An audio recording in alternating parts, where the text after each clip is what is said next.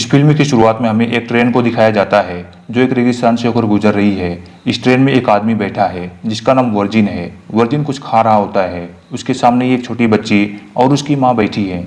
बच्ची काफ़ी रो रही होती है, शायद उसे भूख लगी है।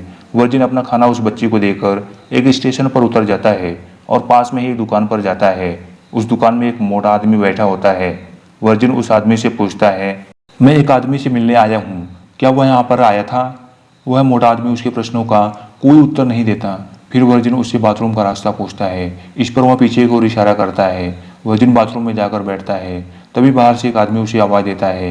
यह वही आदमी होता है जिससे वर्जिन मिलने आया है। इसका नाम गीत है। पेशे से गीत एक ड्राइवर है। वर्जिन को ईस्ट की तरफ जाना है, इसलिए उसने गीत को बुलाया है। ये दोनों गाड़ी में बैठते हैं और अपने सफ़र की ओर चल लेते हैं। तभी गीत ईस्ट तक पहुंचाने के लिए अपना भाड़ा वर्जिन को बताने लगता है, जिसमें वह कहता है $100 गैस के, $20 पानी के और $200 तुम्हें ईस्ट तक पहुंचाने के लिए। इस पर वर्जिन गीत से कहता है, मुझे लगा गैस $200 में ही शामिल है। गीत वर्जिन से कहता है, अगर तुम्हें भाड़े में कोई प्रॉब्लम है तो मैं गाड़ी फिर से घुमा सकता हूँ। वर्जिन कहता है, इसकी कोई ज़रूरत नहीं है। उस रेगिस्तान में काफ़ी गर्मी थी, इसलिए वर्जिन गाड़ी का एसी चालू करता है। गीत उसे तुरंत बंद कर देता है। वह कहता है, इससे गाड़ी के इंजन पर लोड बढ़ जाएगा और गाड़ी बंद पड़ जाएगी। कुछ समय आगे जाने के बाद अचानक से गाड़ी का एक टायर पंचर हो जाता है। वर्जिन टायर चेंज करने लगता है। वहीं पर ये दोनों देखते हैं एक कुत्ता दूसरे कुत्ते को जिंदा ही बुरी तरह से नोचकर खा रहा था। इतने विशाल रेगिस्तान में खाने पीने के लिए कुछ भी नहीं था, इसलिए ताकतवर जानवर अपने से कमजोर जानवरों को मारकर खाने लगे थे। गीत उस ताकतवर कुत्ते को वहां से भगा देता है। घायल और कमजोर कुत्ते के सिर को एक पत्थर से कुचलकर उसे जान से मार देता है ताकि वह तड़प तड़प के ना मरे। इसके बाद ये दोनों आगे के सफर के लिए चल देते हैं। इन्हें चलते चलते रात हो जाती है। आगे का रास्ता ठीक से दिखाई नहीं दे रहा था। दिन भर के सफर के कारण ये दोनों भी थक गए थे, इसलिए एक जगह रुकने का निश्चय करते हैं। ये दोनों एक जगह आग जलाकर बैठ जाते हैं। तभी गीत वर्जिन से पूछता है, तुम कहाँ से हो? वर्जिन कहता है, मैं वेस्ट से हूँ, और अपने जेब से एक विज्ञापन का कागज निकालता है। वो जिस जगह जा रहा है उस जगह का नाम कंपाउंड है और वो वहाँ जाकर सेटल हो जाएगा, जो कि एक कंस्ट्रक्शन साइट है। इसी कंस्ट्रक्शन साइट का फोटो उस विज्ञापन में दिखाया गया था। तभी गीत कहता है, तुम जहाँ जा रहे हो वह काफ़ी बेकार जगह है। कंस्ट्रक्शन साइट पर काफ़ी मेहनत का काम होता है, वहाँ पर बेहिसाब काम करवाते हैं। तब वर्जिन कहता है, मैं मेहनत करने से नहीं डरता। अगले दिन सुबह ये दोनों फिर से अपने सफ़र पर निकल जाते हैं। इस समय गाड़ी वर्जिन चला रहा होता है और गीत सो रहा होता है। गीत को सोता देख वर्जिन गाड़ी का एसी चालू कर देता है, जिससे कुछ ही देर में गाड़ी का इंजन बंद हो जाता है और गाड़ी रुक जाती है। गीत नींद से जाग जाता है और वर्जिन पर खूब चिल्लाता है कि मेरे लाख मना करने के बाद भी तुमने एसी क्यों चालू किया? एसी चालू करने के कारण ही गाड़ी बंद पड़ गई है। तब वर्जिन को अपनी गलती का एहसास होता है, इसलिए वह गीत से माफ़ी मांगता है। गीत इंजन ठीक करने लगता है। तभी वर्जिन एक पेड़ के पास जाता है। वहां पर उसे कुछ पत्थर इकट्ठे रखे हुए दिखाई देते हैं। वह उन पत्थरों को हटाने लगता है। तभी उसे एक चमकदार चीज दिखाई देती है और गौर से देखने के बाद उसे पता चलता है ये तो सोना है। वर्जिन गीत की ओर देखने लगता है। वह इंजन ठीक करने में बिजी था।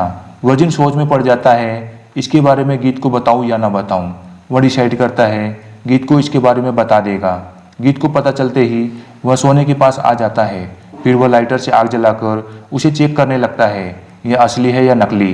तब उसे पता चलता है यह तो बिल्कुल असली सोना है। फिर दोनों मिलकर उस जगह की खुदाई करने लगते हैं, पर वह बहुत अंदर तक धंसा हुआ था। दोनों मिलकर उसे बहुत हिलाने की कोशिश करते हैं, पर वह अपनी जगह से टस से मस नहीं होता। ये दोनों खुदाई करके काफ़ी थक चुके थे, इसलिए इनसे अब और खुदाई नहीं हो रही थी।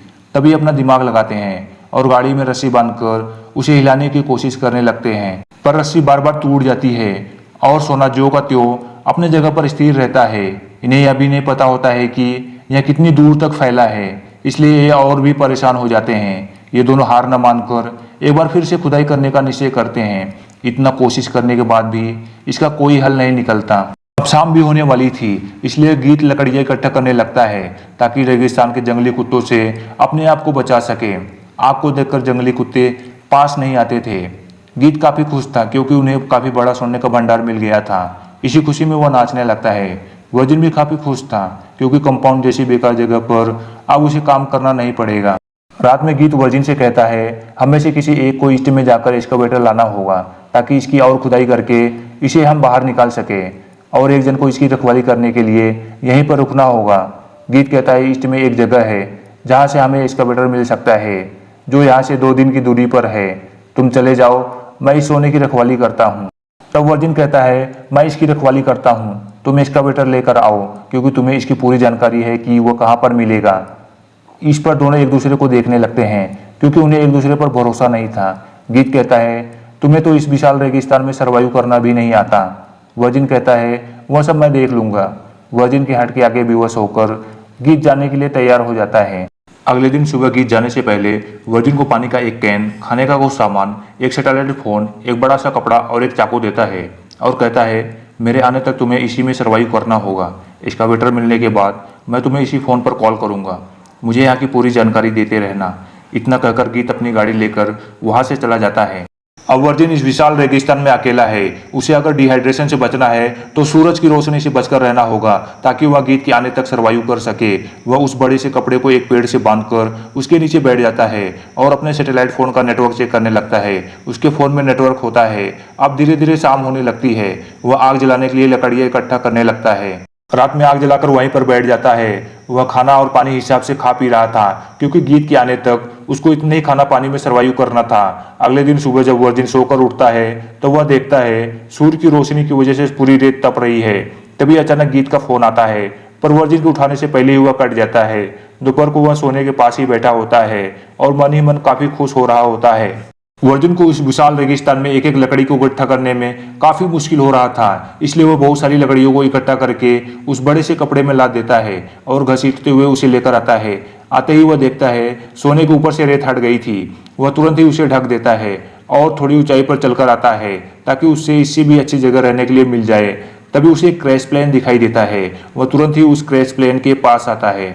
यह उसके रहने के लिए बहुत ही अच्छी जगह थी, पर अभी भी उसके मन में उस सोने का ही ख्याल आ रहा था। यहाँ से उसको उसका सोना भी नहीं दिखाई दे रहा था, इसलिए उसको लगता है कि यहाँ पर रुकना अच्छा नहीं होगा। इसलिए वह प्लेन के मलबे से अपने उपयोग की कुछ चीजें ले लेता है। तेज तर्रार धूप की वजह से उसके शरीर पर छाले पड़ने लगे थे। वह प्लेन के मलबे को किसी तरह से उस सोने के पास लेकर पहुंचता है और अपने रहने लायक एक झोपड़ी तैयार करता है, जहां वह सूरज की तेज रोशनी से बचा रहेगा। पर इस झोपड़ी में भी उसका शरीर तप रहा था। फिर वह झोपड़ी से निकलकर उस सोने के पास बैठ जाता है और उसे निहारने लगता है। शाम को वर्जिन सोने के ऊपर के हिस्से को पत्थर से तोड़ने की कोशिश करता है और वह टूट भी जाता है। इसे देखकर वह काफी खुश हो जाता है। तभी उसे गीत का कॉल आता है। वह कहता है, रास्ते में मेरी गाड़ी खराब हो गई है, मुझे थोड़ा समय और लगेगा, अभी तक मुझे एक्सकावेटर भी नहीं मिला है। गीत की यह बातें सुनकर वर्जिन और भी परेशान हो जाता है। रात में वह आग जलाता है। अब जंगली कुत्तों को भी उसके रिहा होने का पता चल गया था। ये सभी कुत्ते वर्जिन पर अटैक कर देते हैं, पर आग की मदद से वर्जिन उन सभी कुत्तों को वहां से भगा देता है। अगली सुबह हम देखते हैं डिहाइड्रेशन की वजह से वर्जिन के शरीर पर काफी छाले पड़ गए थे। शारीरिक रूप से भी वह काफी कमजोर हो चुका था, पर अब भी उसके पास एक बोतल पानी था। तभी अचानक वह अपने सामने एक सांप को देखता है। वह उसका शिकार कर उसे खाने की सोचता है, पर वह जैसे ही उस पर हमला करता है वह सांप बचकर भाग जाता है और वर्जिन के पैर से लगकर बोतल का पानी नीचे गिर जाता है। यह देखकर वह काफी परेशान हो जाता है, क्योंकि वह ये बोतल पानी ही उसके सर्वाइवल का एकमात्र जरिया था। वह अपनी बेवकूफ़ी पर काफी जोर से चिल्लाता है। अब उसके पास खाना भी खत्म हो चुका है। वह फिर से उसी क्रैश प्लेन के पास आता है, ताकि कुछ उसे अपनी जरूरत का सामान मिल सके। तभी वह देखता है कि कोई अनजान आदमी उसकी ओर चला आ रहा है। उस अनजान आदमी को देखकर वर्जिन प्लेन में छिप जाता है। वह काफी डरने लगता है, कहीं उस अजनबी को सोने का पता न चल जाए। वह सोने के टुकड़े को एक बैग में छिपा देता है। देखते ही देखते वह अनजान आदमी भी उस प्लेन के पास आ जाता है, पर वह एक सर्वाइवल महिला थी। वह वर्जिन को प्लेन में छिपते हुए देख ली थी, इसलिए वर्जिन को प्लेन से बाहर निकलने के लिए कहती है। वर्जिन से पूछती है, क्या तुम अकेले हो यहाँ? वह कहता है, हाँ मैं अकेला ही हूँ। तभी वह सर्वाइवल महिला सोचती है, बिना खाना पानी के विशाल रेगिस्तान में कोई अकेला क्यों रहेगा। उसे वर्जिन पर कुछ शक होने लगता है कि वह उससे कुछ छिपा रहा है, पर वर्जिन उससे किसी भी तरह से अपना पीछा छुड़ाना चाहता था, इसलिए वर्जिन उसके किसी भी सवाल का ठीक से जवाब नहीं देता है। इसके बाद वह महिला ऊंचाई के उस तरफ जाने लगती है जिस तरफ वर्जिन ने अपनी झोपड़ी बनाई होती है।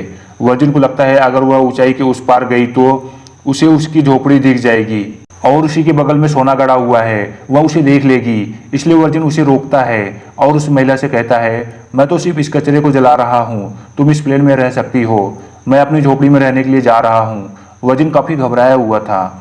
इससे उस महिला का शक और भी गहरा हो जाता है। वर्जिन अपनी झोपड़ी की ओर जाने लगता है।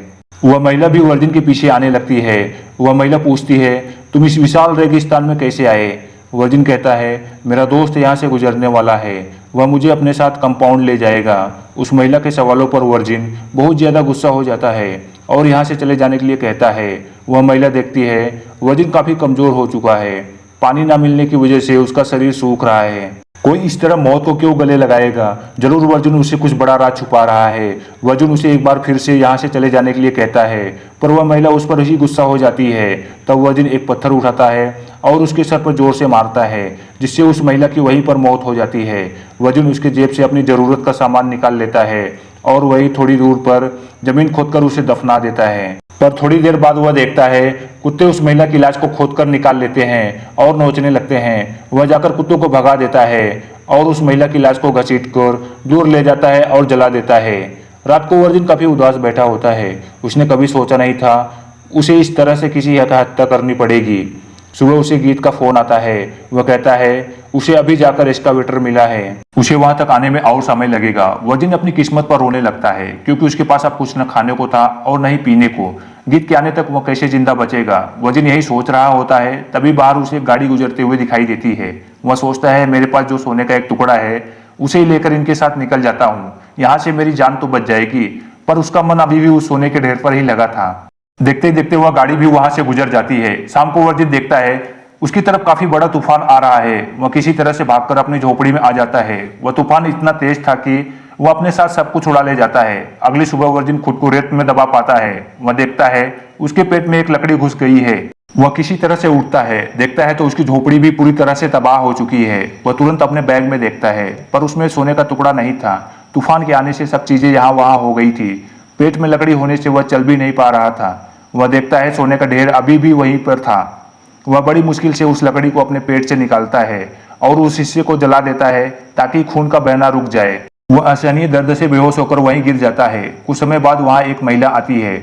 वह वर्जिन को पानी पिलाती है। वर्जिन को लगता है ये वही महिला है जिसको उसने मारकर जला दिया था, पर वर्जिन को ऐसा लगता है ये बस उसके दिमाग का भ्रम है। उसे वह हर जगह दिखने लगती है।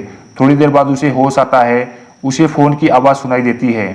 वह फोन गीत का था। वह कहता है मुझे थोड़ा समय और लगेगा, तब तक तुम सोने का अच्छे से ध्यान रखना। तभी पीछे से वही महिला उसे फिर से आवाज देती है। वर्जिन देखता है वह बिल्कुल उसकी तरह दिखती है जिसे उसने मारकर जला दिया था। वर्जिन को फिर से लगता है यह उसके दिमाग का भ्रम है। वह महिला कहती है मैं तुम्हें वहां ले जा सकती हूँ जहाँ वाटर होल है, जहाँ तुम्हारी जान बच सकती है। वर्जिन उस महिला के ऑफर को ठुकरा देता है और कहता है उसे किसी तरह की मदद की जरूरत नहीं, बस तुम यहाँ से चली जाओ। वह महिला पूछती है क्या तुमने मेरी बहन को यहाँ से जाते हुए देखा है? पर वर्जिन उसे कुछ नहीं बताता, इसलिए वह महिला वहां से चली जाती है। अब आकाश में गिद्ध भी मंडराने लगे थे। वर्जिन उन्हें अपना भोजन दिख रहा था। अब शाम हो जाती है। अब वर्जिन का शरीर भी उसे जवाब देने लगा था, इसलिए उसने अपने चारों ओर आग लगा रखी थी ताकि जो कोई जंगली कुत्ता उस पर अटैक न कर सके। पर उसकी आग भी खत्म हो रही थी। वह गीत को फोन लगाता है। गीत कहता है वह उसके बहुत करीब है और आग से उठते हुए धुएं को देख सकता है। हम देखते हैं वर्जिन को कुत्तों ने चारों तरफ से घेर लिया है। वो तो बस किसी तरह से वर्जिन को नोच खाना चाहते हैं। अब वर्जिन में भी इतनी ताकत नहीं है कि वहां से उन्हें भगा सके, इसलिए वह गीत को जल्दी से आने के लिए कहता है। कुत्ते वर्जिन पर झपटना चालू कर देते हैं। यहाँ हम देखते हैं गीत दूर से ही दूरबीन से यह तमाशा देख रहा होता है। वह काफी पहले ही एक्सकवेटर लेकर आ चुका था। वह वर्जिन के मरने का इंतजार कर रहा था। उसके मन में लालच आ गई थी। वह सारा सोना खुद ही हड़पना चाहता था। अब उसने फोन पर जवाब देना भी बंद कर दिया था। वर्जिन को अब पता चल जाता है कि गीत ने उसे धोखा दिया है। हम देखते हैं कुत्ते वर्जिन को नोचकर खाने लगते हैं, जिससे उसकी मौत हो जाती है। गीत अपनी जगह से उठता है और अपनी गाड़ी लेकर सोने के पास आता है। वो जैसे ही गाड़ी से उतरता है एक तीर आकर उसके सीने में गड़ जाता है और उसकी वहीं पर मौत हो जाती है। यह तीर उस दूसरी महिला ने चलाया था। यह वर्जिन के दिमाग का भ्रम नहीं था। वह महिला सच में अपनी बहन को ढूंढते हुए वहां आई थी। यहीं पर यह फिल्म खत्म हो जाती है। ये कहानी हमें सिखाती है अहंकार, लालच और आलस ये इंसान के जीवन के सबसे बड़े शत्रु हैं। अगर इन तीनों शत्रुओं में से एक भी शत्रु मनुष्य के जीवन में आ जाता है तो उसका विनाश निश्चित है। इस कहानी में भी यही होता है। गीत और वर्जिन के मन में लालच आ गया था। दोनों को एक दूसरे पर बिल्कुल भी विश्वास नहीं था। हालांकि वर्जिन को ईश्वर ने 3 मौके दिए थे अपनी जिंदगी को बचाने के लिए, जिसमें शामिल थी पहली महिला, दूसरी महिला और ट्रक, पर अत्यधिक लालच ने उसकी जान ले ली। वहीं गीत ने भी अपने साथी वर्जिन को धोखा दे दिया था। वह चाहता तो वर्जिन की जान बचा सकता था। ये दोनों पूरे सोने को मिल बांट कर लेते तो एक खुशहाल जीवन जी सकते थे, पर गीत पूरे सोने को अकेले ही हड़प करना चाहता था। यही अत्यधिक लालच ने उसकी भी जान ले ली। आशा करता हूँ ये फिल्म आप सभी को पसंद आई होगी। अगर मेरा काम आप सभी को पसंद आ रहा है तो इस वीडियो को लाइक और चैनल को सब्सक्राइब करके हमें सपोर्ट जरूर करें। Thanks for watching.